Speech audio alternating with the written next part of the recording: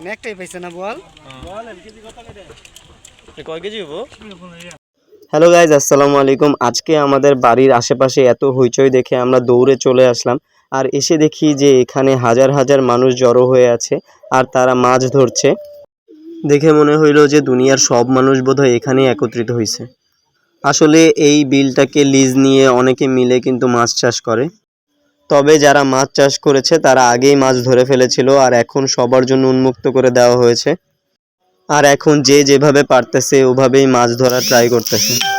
আর এই খবর পেয়ে নদীতে যেসব জেলে মাছ ধরে তারাও চলে এসেছিল। আসলে নদীতে বিষ ঢালা হয়েছে যাতে করে মাছগুলো সব ভেসে ওঠে আর মাছ ধরা অনেক সহজ হয়ে যায়। তবে দুঃখের বিষয় হলো এখানকার মানুষজন যারা হাঁস পালন করে তাদের হাঁসগুলো কিন্তু এই বিলটাতেই বিচরণ করে। আর যেহেতু এই বিলের পানিতে বিষ প্রয়োগ করা হয়েছে তাই হাঁসগুলো এখানেই বিষক্রিয়ার ফলে মারা গেছে এবং যেগুলো বেঁচে ছিল সেগুলোও কিন্তু বাড়িতে নিয়ে যেয়ে জবাই করতে হয়েছে। তবে ওইদিকে কারো কোনো খেয়াল ছিল না, কারণ সবাই মাছ ধরাতেই ব্যস্ত ছিল। তবে হাঁসগুলোর মৃত্যুতে আমার খুবই খারাপ লেগেছে। আর এখানে জেলেরা কিন্তু একটা বড় সাইজের বোয়াল মাছ ধরে ফেলেছিল, যেটা দেখে আমরা সবাই অনেক হাততালি দিয়েছিলাম এবং খুবই আনন্দিত হয়েছিলাম। বোয়াল মাছটা প্রায় 5 কেজি ওজনের হতে পারে, কারণ বেশ বড় সাইজের বোয়ালই ছিল। এছাড়াও এই জালের ভিতরে একটা ফলি মাছ ছিল, যেটা দেখে অনেকে চিতল চিতল বলতেছিল, কিন্তু আসলে এটা চিতল মাছ ছিল না।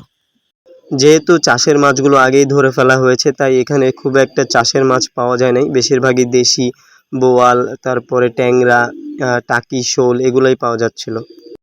তো বলতে না বলতেই ওখানে আরও একটা হাঁস কিন্তু মাথা ঘুরে পড়ে যাচ্ছিল।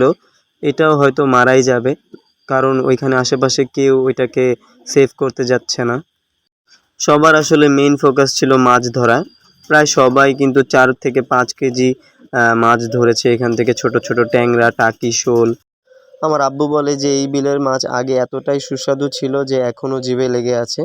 তবে এখন যেহেতু ফিট খাইয়ে চাষ করা হয় তাই এখন আর আগের সেই স্বাদটা পাওয়া যায় না। ও কালবাউ বল নাই।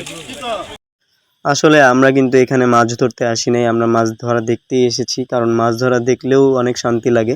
আর বাসায় এত কাজ, এই কাজ ফেলে কিন্তু আমরা এই মাছ ধরা দেখার জন্য প্রায় 2 ঘন্টা সময় ওয়েস্ট করেছি, যেটার জন্য আসলে বাসায় যেয়ে আরও কাজের চাপ বাড়ায় দিতে হয়েছে।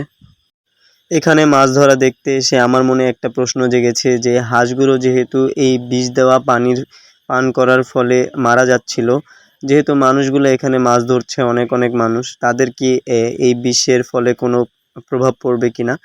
কিন্তু আসলে বিভিন্ন জায়গাতেই কিন্তু এই প্রক্রিয়ায় মাছ ধরা হয়। তো আজকের ভিডিও এই পর্যন্তই। আসলে এই সুশান্ত ওয়েদারে এত সুন্দর মাছ ধরা দেখার এক্সপিরিয়েন্সটা আমার অনেক দিন মনে থাকবে।